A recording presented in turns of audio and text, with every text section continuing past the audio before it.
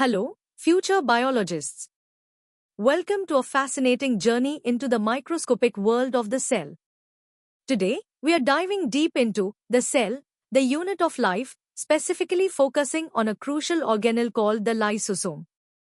From understanding its basic role as the cell's cleanup crew to exploring its complex functions in disease and immunity, we'll cover everything.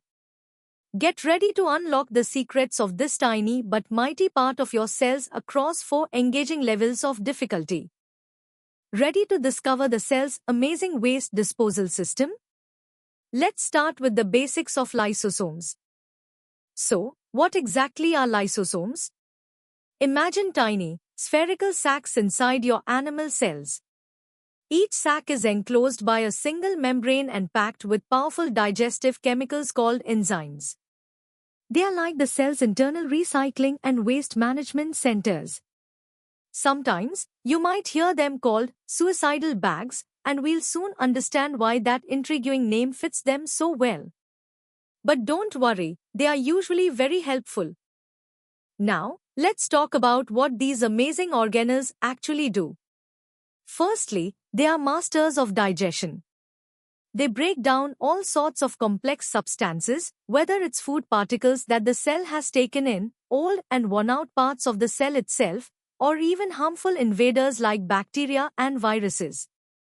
Secondly, they are excellent at waste removal, ensuring your cells stay clean and healthy by getting rid of debris. And finally, they're fantastic recyclers. They dismantle old organelles into simpler molecules that the cell can then reuse to build new parts. For instance, if a cell's powerhouse, the mitochondrion, gets old, lysosomes will break it down and recycle its components. Time to test your understanding of lysosomes. Here are 3 questions for you. First, what is the primary function of lysosomes in a cell? Second, why are lysosomes sometimes called suicidal bags of the cell? And third, name one type of cell that would likely have many lysosomes, and why. Take a moment to think about your answers. Great job with the basics. Now, let's peel back another layer and explore lysosomes with a bit more detail. Did you know lysosomes were discovered by Christian de Duve in 1955? They are single-membrane bound organelles, meaning they have one protective layer around them. Inside, they're filled with over 50 different kinds of hydrolytic enzymes. These enzymes are special because they work best in an acidic environment, around a pH of 4.5 to 5.0. These powerful enzymes like proteases, lipases, nucleases, and carbohydrases are produced in the endoplasmic reticulum and then processed in the Golgi apparatus before being packaged into lysosomes, ready for action. Let's dive deeper into their specific functions. Lysosomes excel at intracellular digestion, breaking down substances brought into the cell through processes like phagocytosis, where the cell eats large particles, or pinocytosis, where it drinks fluids. They also perform autophagy, which means self-eating. This is where they break down and recycle the cell's own damaged or old organelles and large molecules, keeping the cell in top shape. And the suicidal bag aspect. That's autolysis. In severe injury or during development, lysosomes can rupture, releasing enzymes to digest the whole cell, a controlled self-destruction that's vital for processes like a tadpole losing its tail during metamorphosis. Lysosomes also play a crucial role in our immune system.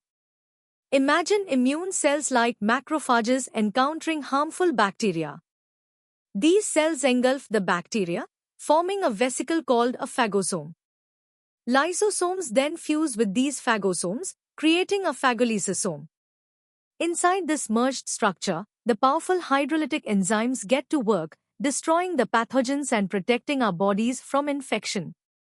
This targeted destruction is a key defense mechanism, demonstrating how these tiny organelles are vital for our overall health.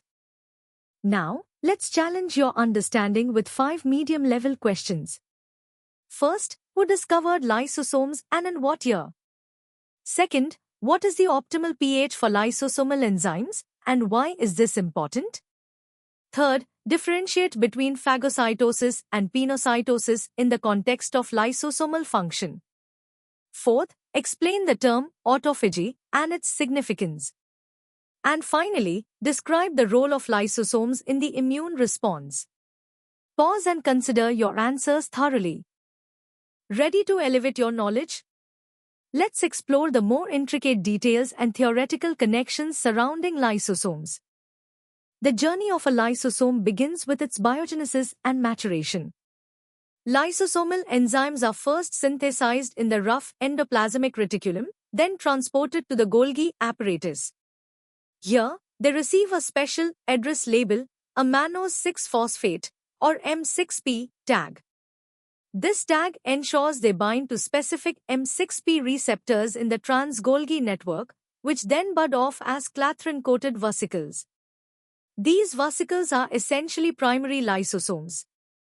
They then fuse with late endosomes, eventually maturing into secondary lysosomes, which are active digestive organelles formed by the fusion of primary lysosomes with phagosomes or autophagosomes. This precise trafficking ensures enzymes reach their correct destination. Let's delve into the specific mechanisms of digestion. We have heterophagy, which is the digestion of external materials taken into the cell.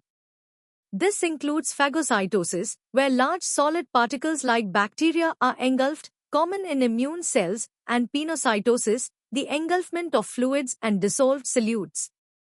Then there's autophagy, the digestion of the cell's own internal components. Macroautophagy involves forming a double-membraned autophagosome around cellular material before fusing with a lysosome. Microautophagy is the direct engulfment of cytoplasm by the lysosomal membrane. These pathways are crucial for cellular maintenance and recycling. Lysosomal dysfunction can lead to serious health issues, notably a group of genetic disorders called lysosomal storage diseases, or LSDs. These occur when there's a defect in a specific lysosomal enzyme, causing undigested substances to build up within the lysosomes. Examples include Tay-Sachs disease, where a lack of hexosaminidase leads to harmful lipid accumulation in neurons, and Gaucher's disease. Lysosomes also play a subtle but important role in apoptosis, or programmed cell death. While autolysis is uncontrolled, lysosomes can release enzymes like cathepsins in a controlled manner, triggering apoptotic cascades essential for development and removing damaged cells. In plant cells, the large central vacuole takes on many lysosomal roles, containing enzymes and managing waste, though it's not identical to animal lysosomes. It's time for some challenging questions. First, describe the process of lysosome biogenesis, starting from the endoplasmic reticulum. Second, differentiate between heterophagy and autophagy, providing an example for each. Third, explain the molecular basis of lysosomal storage diseases using an example. Fourth, how do lysosomes contribute to apoptosis, distinct from autolysis? Fifth, compare and contrast the functions of lysosomes in animal cells with the central vacuole in plant cells. Sixth, what is the significance of the M6P tag in lysosomal enzyme trafficking? And finally, what role do clathrin-coated vesicles play in lysosome formation? Take your time to formulate comprehensive answers. All right, future scientists, prepare to tackle the pinnacle of lysosome knowledge. This section explores the cutting-edge details and complex interactions of these amazing organelles, pushing your understanding to competitive levels. Let's start by understanding the critical acidic environment within lysosomes. The low pH, typically between 4.5 and 5.0, is absolutely essential for the optimal function of acid hydrolases. This acidity isn't passive, it's actively maintained by ATP-dependent proton pumps, specifically V-type H+ ATPase, embedded in the lysosomal membrane. These pumps continuously shuttle protons into the lumen, creating the perfect enzymatic conditions. Furthermore, the lysosomal membrane isn't just a barrier, it's a dynamic interface containing specialized transporter proteins. These transporters are crucial for exporting the digested products, like amino acids, sugars, and nucleotides, back into the cytoplasm, where the cell can reuse them to build new molecules, showcasing an efficient recycling system. Delving deeper into lysosomal biogenesis, the mannose 6-phosphate, or M6P, pathway is a prime example of precise cellular trafficking. Lysosomal hydrolases acquire this M6P tag in the Golgi, which acts as a molecular zip code. M6P receptors in the trans-Golgi network specifically bind these tagged enzymes, and the entire receptor ligand complex is then packaged into clathrin-coated vesicles. These vesicles then embark on their journey, fusing with early endosomes, which gradually mature into late endosomes, and eventually, functional lysosomes. The acidic environment within the late endosome is key. It causes the M6P receptor to release its enzyme cargo, allowing the receptor to be recycled back to the Golgi. While the M6P pathway is dominant, it's worth noting that some lysosomal proteins can reach their destination via alternative, M6P-independent routes, highlighting the complexity and adaptability of cellular transport mechanisms. Lysosomes are frontline defenders in our immune system and crucial for antigen presentation.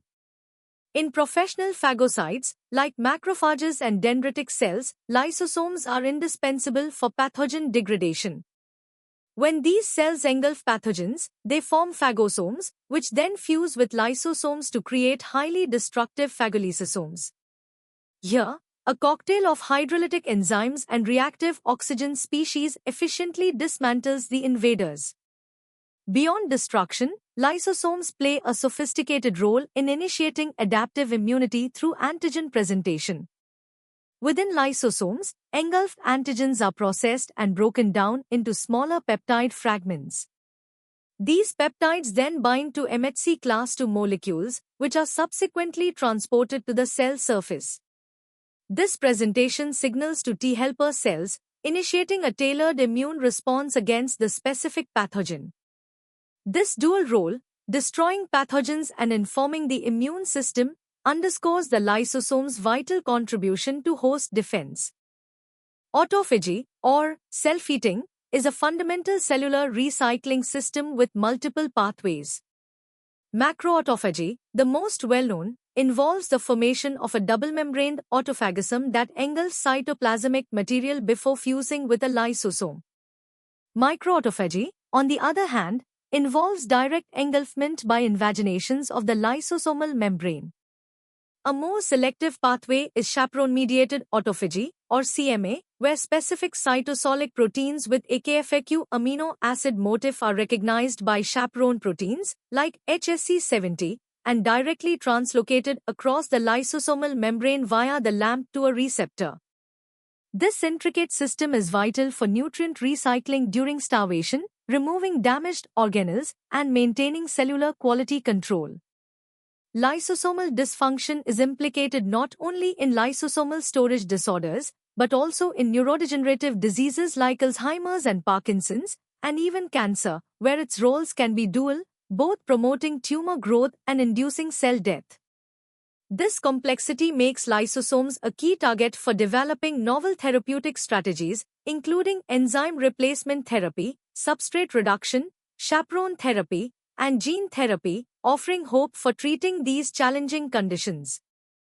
Let's tackle the first 5 advanced questions. First, explain how the lysosomal acidic environment is maintained and its significance for enzyme activity. Second, describe the complete M6P pathway for lysosomal enzyme targeting, including the roles of specific receptors and vesicles. Third, elaborate on the dual role of lysosomes in the immune system, encompassing both pathogen destruction and antigen presentation. Fourth, compare and contrast the 3 major types of autophagy: macroautophagy, microautophagy, and chaperone-mediated autophagy. And fifth, discuss the implications of lysosomal dysfunction in major neurodegenerative diseases, providing specific examples where possible. Take your time to formulate detailed and comprehensive answers. Here are the final 5 challenging questions. Sixth, How are lysosomal products reused by the cell, and what membrane components facilitate this? 7th, explain how lysosomal membrane permeabilization, LMP, can contribute to both apoptosis and necrosis. 8th, discuss the therapeutic challenges and current approaches for treating lysosomal storage diseases, specifically mentioning two different strategies. 9th, in the context of cancer, describe the paradoxical roles lysosomes can play in tumor progression and regression. And 10th, considering the complexity of lysosomal functions, propose a hypothetical scenario where a targeted gene therapy affecting lysosomal function could have unintended systemic consequences, and explain why. Good luck! And that wraps up our deep dive into the fascinating world of lysosomes. From their basic role as cellular cleanup crews to their intricate involvement in immunity, disease, and advanced recycling pathways, we've covered a vast spectrum of knowledge. We hope you enjoyed this exploration and feel more confident about this vital cellular organelle. For more such engaging and comprehensive educational content, make sure to visit synapse.omaps.in. Don't forget to like this video, share it with your friends, and subscribe to our channel for continuous learning. Keep exploring, keep questioning, and keep learning biology.